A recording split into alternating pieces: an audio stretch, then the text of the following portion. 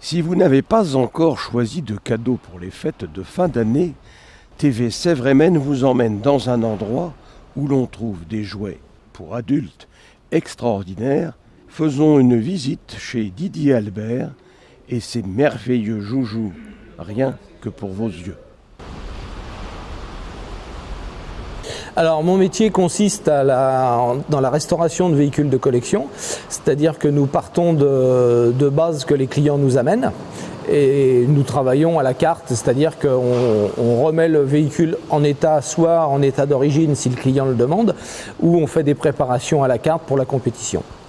Alors, est-ce qu'il y a encore de nos jours beaucoup de clients, beaucoup de clientèle qui souhaitent comme ça, ou bien retrouver, ou bien réparer, restaurer leurs véhicules, encore aujourd'hui en 2013 ?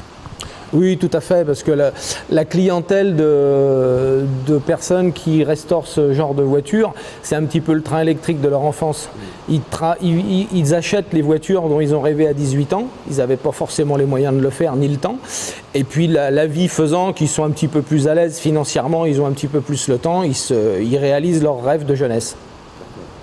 Et je vais vous demander une question forcément incontournable. J'imagine que ça coûte assez cher de restaurer une voiture ancienne.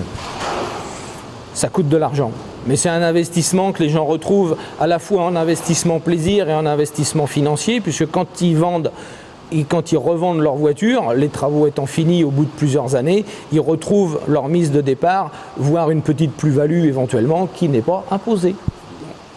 En tout cas, pas pour l'instant. Là, nous sommes à côté d'un véhicule Porsche, une vieille Porsche 356.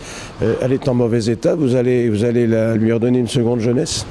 Oui, alors c'est une Porsche 356 de 1957 qui apparemment est en mauvais état, mais qui a l'avantage de ne pas avoir été accidentée et qui est ce qu'on appelle matching number. Donc matching number, ça veut dire que tous ses ouvrants, les portes, les capots, avant et arrière, sont au numéro de châssis, ce qui est très important pour une voiture de collection.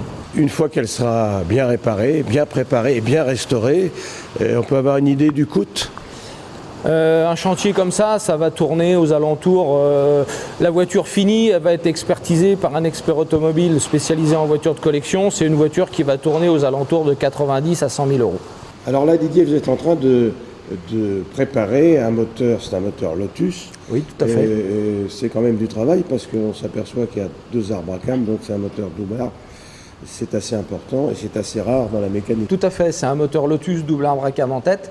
Donc c'est des moteurs qui sont très performants et partant de là très délicats à assembler et à mettre au point. Pour vous donner un ordre d'idée, un assemblage d'un moteur comme ça demande environ 40 heures de travail. Alors ce moteur, la première année où il est sorti sur les Lotus notamment, c'était vers les années 60 68-69. Et je remarque que c'est de l'aluminium qui est employé comme métal. Voilà, tout à fait. C'est un bloc fonte, un bloc Ford. Et la culasse, c'était une culasse développée spécifiquement par Lotus, tout en aluminium. Sauf qu'à l'époque, les moteurs étaient moins performants qu'aujourd'hui. Ça sortait à peu près 105-110 chevaux. Et aujourd'hui, avec les techniques modernes qui sont employées, les nouveaux matériaux, on arrive avec une préparation très exploitable sur la route à sortir aux alentours de 130-140 chevaux, avec de la fiabilité. Alors non seulement vous préparez les moteurs, Didier, non seulement vous refaites les voitures à neuf, carrosserie, châssis, suspension, moteur, je viens de le dire, mais aussi parfois vous avez des clients qui viennent vous voir tout simplement pour entretenir votre voiture, comme cette Caterham, qui est une variante des Lotus Seven, ici. Tout à fait. En plus de faire la restauration intégrale des voitures et des préparations, on fait aussi l'entretien courant. Pour les voitures de collection, les voitures de sport, donc vidange, mise au point moteur, changement de plaquettes de frein, ce qui se fait habituellement chez Feu Vert pour les voitures ordinaires. Voilà, c'est ça. Et petite anecdote, vous m'arrêtez si je me trompe, la Caterham que nous avons ici à côté de nous, c'était la voiture de Jean-Paul Belmondo dans Flic Voyou. Exactement. On est bien d'accord ? Exactement. On est d'accord. Rétro Racing ou l'atelier d'Ali Baba et des 40 moteurs.